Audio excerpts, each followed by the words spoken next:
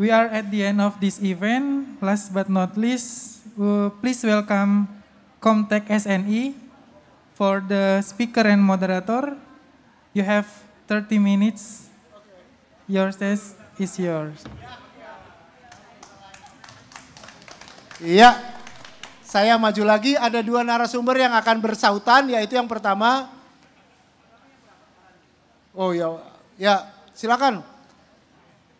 Ini dunia laki-laki, jadi semuanya laki-laki ya. Kita akan berbicara tentang Comtech.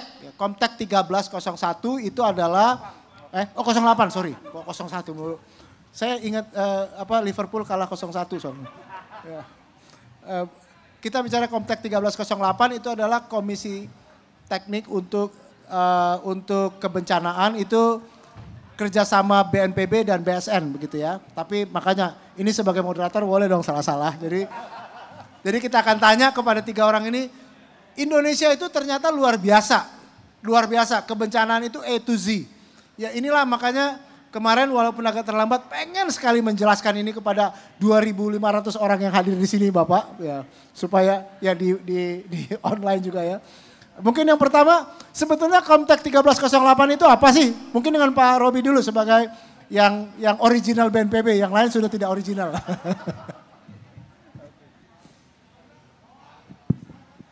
Baik, terima kasih Bang Victor atas kesempatan yang diberikan.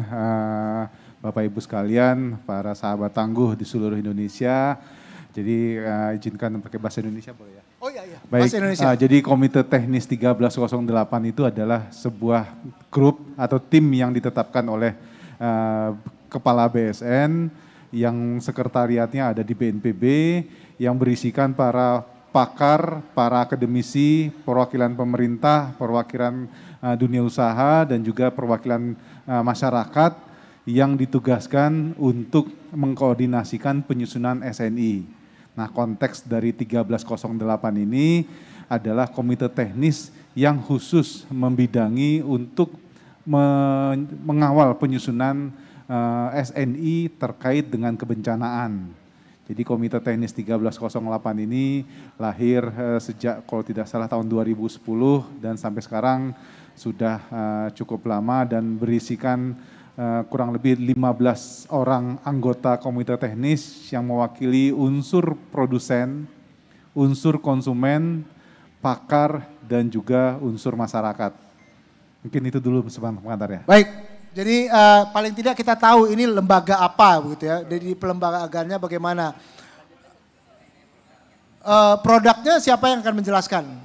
Ya. Oke, baik. Dari tahun 2010 sampai saat ini, Comtech 1308 ini alhamdulillah sudah kita coba kawal bersama-sama. Ada kurang lebih next slide. Jadi next slide lagi, satu lagi. Jadi kurang lebih ada 23 SNI yang sudah kita susun. Jadi dari 23 SNI ini dalam prosesnya berjalan itu 2 sudah kita abolisi, 1 sudah kita revisi, kita perbaharui dan kita sesuaikan dengan kondisi terkini saat ini. Wah, 20 Jadi, SNI ya? Ada 20 Luar biasa, SNI. tepuk tangan dong khalayak ramai. Ini hasil karya anak bangsa ini ya. Hasil karya 100% anak bangsa. Dan itu yang 2 ISO itu coba jelaskan. Nah, ini yang menjadi salah satu pembelajaran baik untuk Indonesia. Jadi dari 20 SNI yang masih aktif saat ini, 2 produk SNI itu kita dorong pembelajaran penyusunannya untuk menjadi acuan pada saat kita menyusun ISO. Jadi saat ini tidak hanya kita mengadopsi ISO, kita juga menghasilkan, kita kawal Komite Teknis 1308 dengan para pakar yang sudah yang kita miliki, terutama dari UGM kita sudah kita BNPB bersama beberapa lembaga termasuk UGM dan BSN, kita kawal 2 SNI kita dorong menjadi ISO. Jadi bukan kita mengadopsi tapi kita menghasilkan produk standar internasional dari pembelajaran Indonesia. Luar biasa, jadi itu kita tepuk tangan lagi. Jadi bukan cuma SNI produk lokal tapi ini bukan kaleng-kaleng, ini komisi teknis yang luar biasa. Nah, sekarang mungkin saya langsung kepada yang paling senior di depan ini, Pak Sugeng. Kira-kira pembelajarannya apa yang kita dapat dari buat SNI ini? Apa cuman jadi dokumen ditinggalkan atau bagaimana? Ya sebetulnya ini kalau kita berbicara tentang standar itu memang segala sesuatu yang berkaitan dengan kebencanaan ini harus tertata kan gitu. Ya. Baik dari segi kita sering berhadapan dengan norma, standar, prosedur dan kriteria. Nah ini yang mungkin sekaligus untuk penjelasan bagi semua pegiat penanggulangan bencana bahwa itu penyelenggaraan penanggulangan bencana ini kalau kita mengikuti NSPK yang ada itu maka kita akan teratur untuk NSPK apa Pak supaya yang awam singkatannya apa? Baik, N itu adalah norma. Jadi norma itu berkaitan dengan aturan. Aturan, regulasi ya. Ya. Jadi biasanya yang dikenal oleh teman-teman di BPBD segala macam itu selalu ada perkanya gitu. Nah, ini mulai dari undang-undang, kemudian PP itu sampai dengan perkanya BNPB itu sebenarnya norma itu. Ya. Nah, kemudian norma itu biasanya berkaitan dengan apa yang boleh, harus, wajib dikenakan. Jadi berkaitan dengan itu. Nah, kemudian bagaimana melaksanakan tadi, maka ditentukanlah standar-standar. Nah, disinilah fungsi dari SNI ini. Jadi standar ini adalah bagaimana menjalankan aturan yang sudah disebutkan di dalam norma, baru kita tuangkan di dalam standar ini. Ya. Maka nanti bisa nanti. Saya langsung potong nih Pak ya. Ya. Kan SNI itu kita misalnya yang tangible itu SNI helm. Gitu ya. Betul. SNI mesin. Nah, betul. Kalau SNI kebencanaan ini apa Pak bedanya sama yang tangible itu? Ya, jadi begini, banyak yang pengharusan. Jadi misalnya sekarang ada aturan bahwa setiap daerah harus membuat misalnya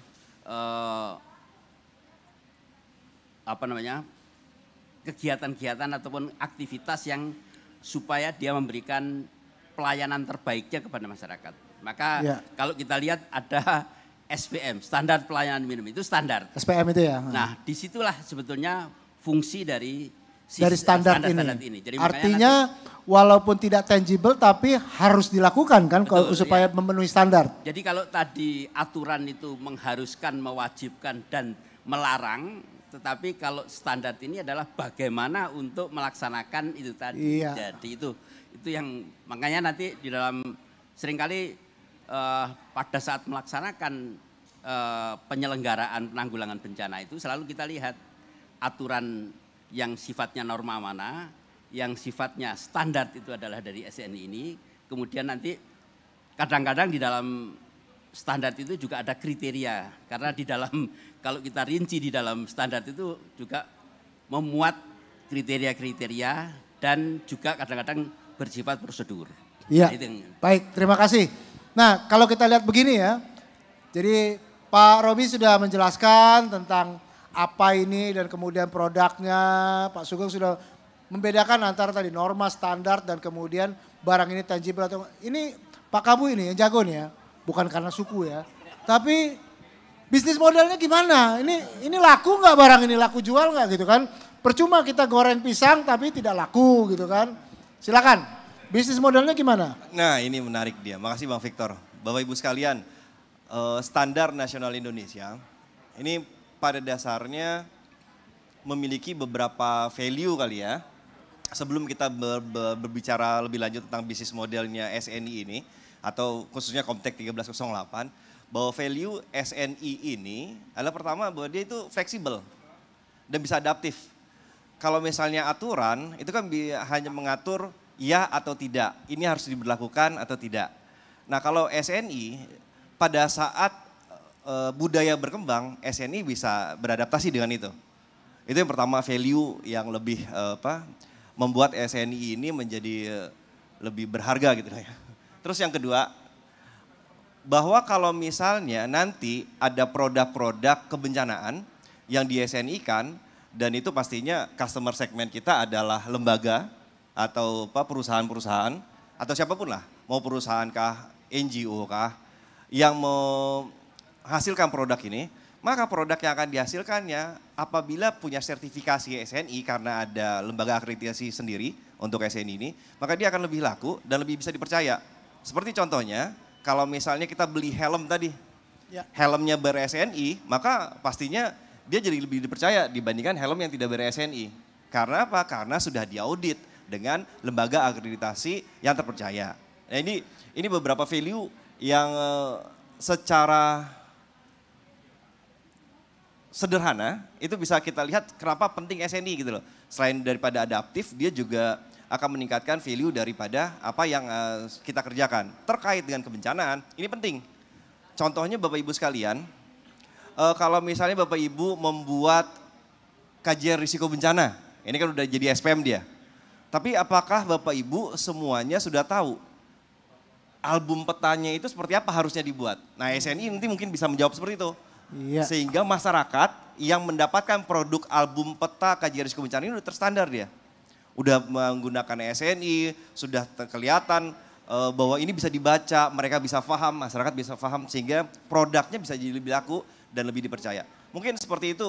Ya itu menarik karena kan ketika bicara misalnya tadi album peta bencana itu kan orang tidak mau ada yang berbeda-beda, misalnya 10, 30 versi gitu ya. Apalagi kalau kita bicara perusahaan, dia mau bangun di satu tempat, itulah perlunya standar ya. Tepat, iya. tepat Bang.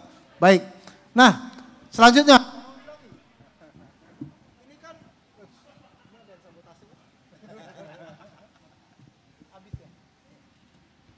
Jadi ini kan dua lembaga, kolaborasi antara BNPB dan BSN. Perannya masing-masing di mana ini? Karena ketika bekerja bersama dan juga bukan cuma nasional tapi internasional ya. Misalnya kita BNPB itu UNDRR, lalu BSN itu ISO. Mungkin teman-teman perlu tahu di mana sih perannya, permainan peran kita, role play-nya kita. Baik, terkait dengan peran, memang betul. Ini kerjasama antara BNPB, BSN, dan pihak-pihak lain sebenarnya. Jadi terkait dengan dua institusi ini memang kita berbagi peran. Secara proses penyusunan, teknis penyusunan SNI maupun pendampingan pada saat kita mengusulkan dokumen ISO tadi, BSN lah yang mengambil peran. Jadi pendampingan secara teknis proses, tahapan apa saja, syarat-syarat tata cara penulisan dan aturan-aturan yang perlu dilalui tahapan-tahapannya melalui konsensus, melalui diskusi publik, semua itu kita mintakan dukungan dari BSN. BSN yang mengatur, menjaga kita di Komite Teknis 1308, apa yang harus kita lalui, tahapan-tahapan apa saja yang menjadi proses wajib yang perlu dilakukan pada saat penyusunan sebuah dokumen SNI. Nah, sedangkan BNPB selaku koordinator dalam upaya penanggulangan bencana, secara teknis substansi, maka kami di BNPB itu yang mengawal supaya yang tadi yang disampaikan oleh Pak Sugeng, yang disampaikan oleh Uda Revanse tadi, teknis-teknis apa yang perlu kita standarkan, bagaimana kita menstandarkan, tadi contohnya dari Uda Revanse tadi penyusunan peta, misalnya kajian risiko bencana. Secara substansi, BNPB yang memberikan pedoman awalnya dan kemudian itu dibahas di dalam sebuah tim yang dibentuk oleh komite teknis yang namanya gugus kerja. Jadi BNPB secara umum BNPB mengawal substansi, secara proses penyusunan, teknis penyusunan itu BSN. Kita dibantu oleh BSN. Ya, jadi artinya secara manajemen administratif sampai produk itu BSN ya. Nah, oleh karena itu mau tanya nih ke Pak Sugeng. Karena yang paling lama dan prosesnya gimana sih Pak? Apakah ini kaleng-kaleng? Udahlah undang ini, undang itu, undang apa? Ini kan orang berpikir loh, SNI kan kalau misalnya kalian mesti ahlinya atau siapa karena tadi mewakili pengguna, gimana Pak? Prosesnya bisa dijelaskan? Ya begini, yang penting dari standar ini adalah memberikan satu pengendalian mutu sebetulnya. Jadi intinya standar ini adalah menjamin mutu bahwa apa yang dikerjakan itu memenuhi kriteria-kriteria dan juga persyaratan yang dilakukan. Nah ini yang memang menyangkut dengan produknya mungkin ini juga sekaligus penjelasan bahwa yang namanya standar itu menyangkut pertama bisa dalam bentuk produk. Jadi ini yang nanti juga kita mungkin belum banyak, tapi kalau industri itu banyak di produk. Katanya contoh helm tadi itu produk, bentuknya barang. Tapi kita misalnya juga berbentuk sistem. Sistem peringatan dini itu nanti kita juga menjadi harus distandarkan. Jadi ini yang juga banyak mungkin di penanggulangan bencana itu dalam bentuk sistem. Ya. Nah, kemudian juga dalam bentuk jasa. Nah, ini juga yang menurut supaya saya nggak sembarangan orang memberikan jualan jasanya padahal nggak standarisasi. Ya, itu jasa. Ini juga harus distandarkan. Terus setelah jasa adalah proses itu. Jadi dilihat mengenai prosesnya itu mungkin saya tidak terlalu banyak apakah ini nanti banyak dipraktekkan di dalam di dalam penanggulangan bencana itu juga. Nah, yang terakhir adalah personil. Itu harusnya masuk dalam standar. Jadi makanya karena personil itu sekarang sudah ditangani oleh BNSP ya. Badan Nasional Standarisasi Profesi. Jadi mungkin supaya tidak tumpang tindih antara BSN dengan BNSP, maka yang personil biasanya di BNSP dalam ditangani BNSP dan bentuk LSP. Jadi untuk menstandarkan kualifikasi personil. Jadi ini yang saya kira kalau kita penuhi produk-produk tadi berdasarkan standar-standar yang sudah dibuat nantinya, itu tentunya penyelenggaraan penanggulangan bencana berarti sudah bisa dijamin mutu dari apa yang dihasilkan. Itu yang paling. Iya. Ini yang tentunya pada kesempatan ini tahap yang paling utama kita, jenis-jenis layanan, jenis-jenis produk, jenis-jenis sistem apa yang kita urgen sekarang, prioritaskan. Nah, ini yang selanjutnya yang tadi konsep yang dibuat ini udah tadi, Revance tadi ya. Itu adalah mulai mengidentifikasi supaya apa yang standar yang kita buat itu betul-betul dimanfaatkan dan yang dibutuhkan kita standarkan. Itu yang paling. Nah, sebelum saya ke Uda Revance, tadi kalau Kabu itu nama artisnya ya, kalau Uda Revance itu nama formalnya. Ya. Jadi sebelum saya lupa, ini kan ada tumpang tindih, paling tidak di komunitas itu bahkan sampai ke BPBD itu perbedaan perka sama standar. Betul. Desa tangguh bencana ada perkanya, ada juga standarnya. Gimana Pak, Bapak yang memahami ini dan bisa berbagi, bedanya apa sih? Betul. Jadi sebetulnya yang awal harus dibuat itu adalah standar ini dulu. Jadi standar itu adalah satu jaminan mutu dari suatu produk. Tadi bisa sistem, bisa layanan, bisa proses segala macam. Itu yang pertama. Nah, proses tadi itu standar tadi itu memang akhirnya dipraktekkan kan, diaplikasikan. Nah, untuk menguatkan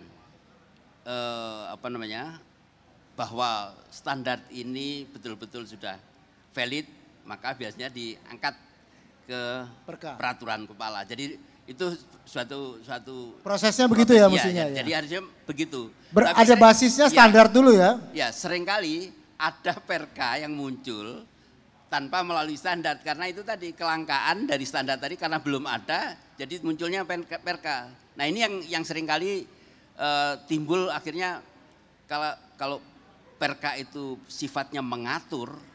Jadi kalau nanti diterapkan dalam bahasa layanan itu memang agak kesulitan. Jadi sebaiknya memang standarnya dulu ada, baru dikuatkan dengan peraturan kepala. Jadi begitu.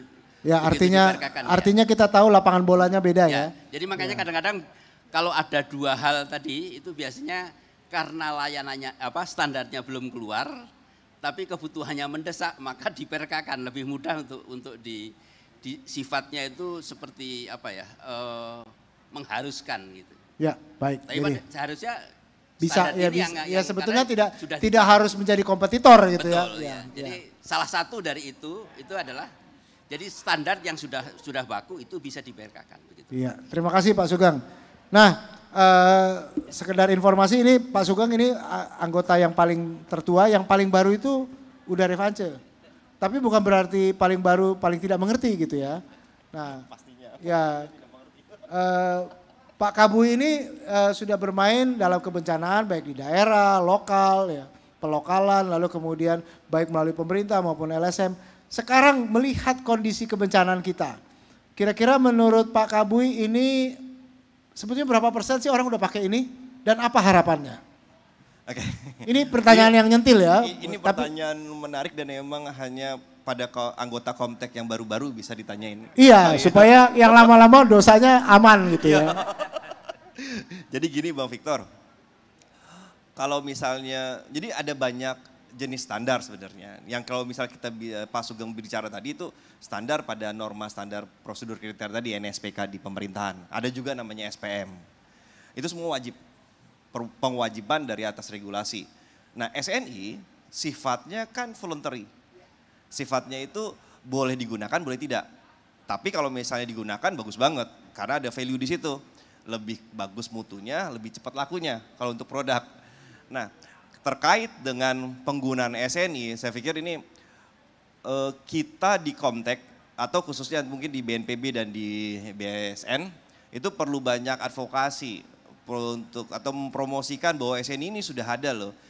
SNI ini sudah ada bisa diterapkan. Ya karena belum banyak orang tahu SNI terkait kebencanaan kecuali SNI yang sudah jadi ISO. Bahkan di tingkat komunitas sendiri saya yakin baru dengar ada SNI tentang peringatan dini tsunami, SNI tentang kajian risiko bencana, SNI tentang Destana.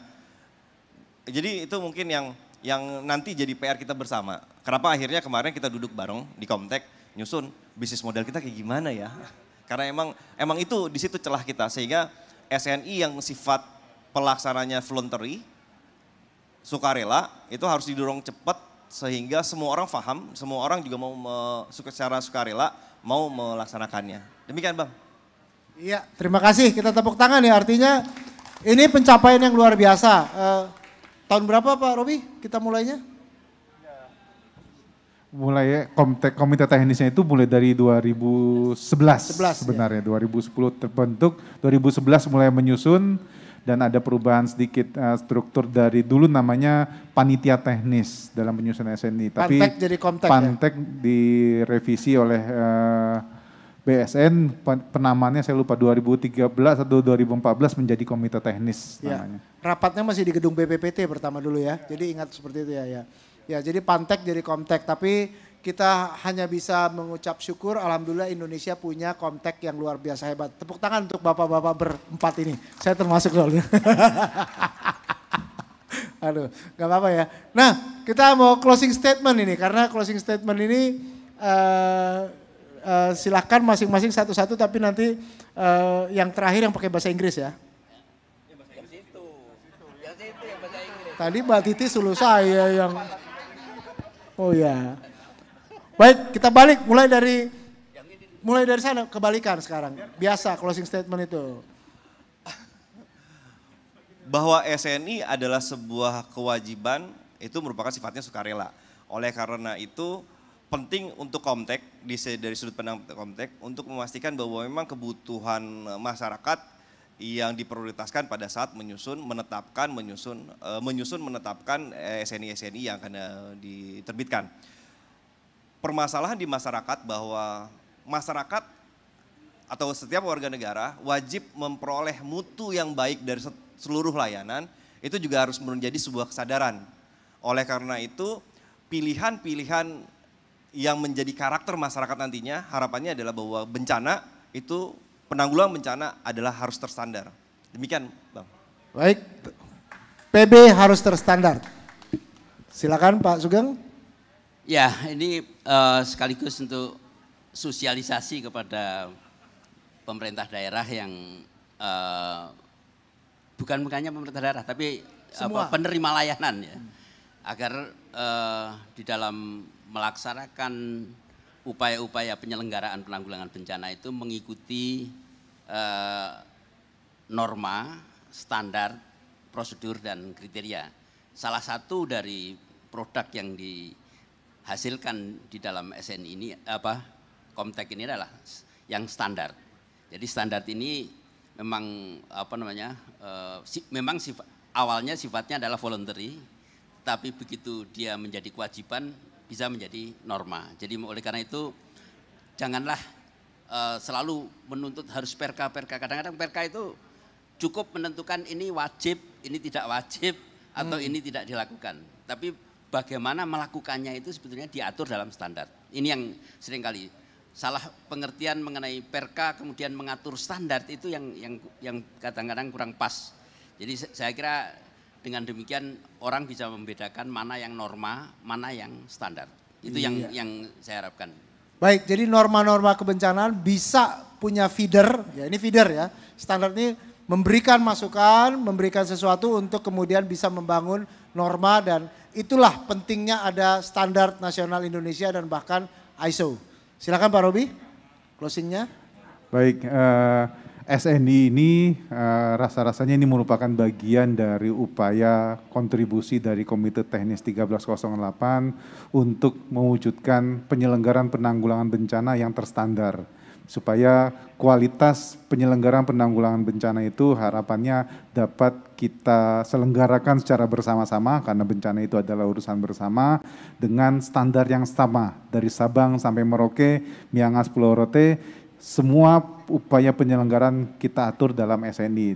Jadi harapan kami dari Komtek 1308, 20 produk SNI ini memang masih sedikit, masih akan terus kita produksi SNI-SNI yang lain untuk menjadi bagian dari semangat untuk meningkatkan, menjadikan, mengatur atau mengajak semua pihak, ayo kita selenggarakan upaya penanggulangan bencana dengan kualitas mutu yang kita coba tuliskan di dalam SNI ini. Satu nusa, satu bangsa, kita standarkan upaya penanggulangan bencana di Indonesia. Wah, luar biasa. Kata penutup yang sangat patriotik. Ya, mantap ini. Yes, now sekarang kita ke bahasa Inggrisnya. We thank you for your attention, but actually standardization, which is in SNI. SNI is an abbreviation of Indonesian National Standard on Disaster Management, is something that we actually need. So all kinds of disaster management needs to comply with standards. That's actually what Kabui says. But then, of course, standards is not just standard which is a standalone things. This is not a standalone tool, not standalone instrument, but standards should fit to all the norms and all the legal system of the Republic of Indonesia when we talk about disaster management. And more than that, we're talking about how we could really have the perspective of the nation. If it is from the east to the west, from the north to the south, Miangas to Rote, Sabang sampai Merauke, we have to have the same standard. And this same standard doesn't mean that you are going to make difference to all, but we would like to develop all parts of Indonesia to be at the same standard. That means we're talking about satu nusa, satu bangsa. One nation and one island where we live, to do the standard and then to have a resilience for Indonesian people. We thank you for your cooperation. Let's do something. Indonesia needs standards on disasters management. Salam tangguh. Salam tangguh. Tangguh, tangguh. Terima kasih untuk para bapak-bapak yang ganteng. Ada sesuatu mungkin yang diberikan, oh enggak. Kan biasanya gitu kan. Thank you. Salam COVID. Salam COVID.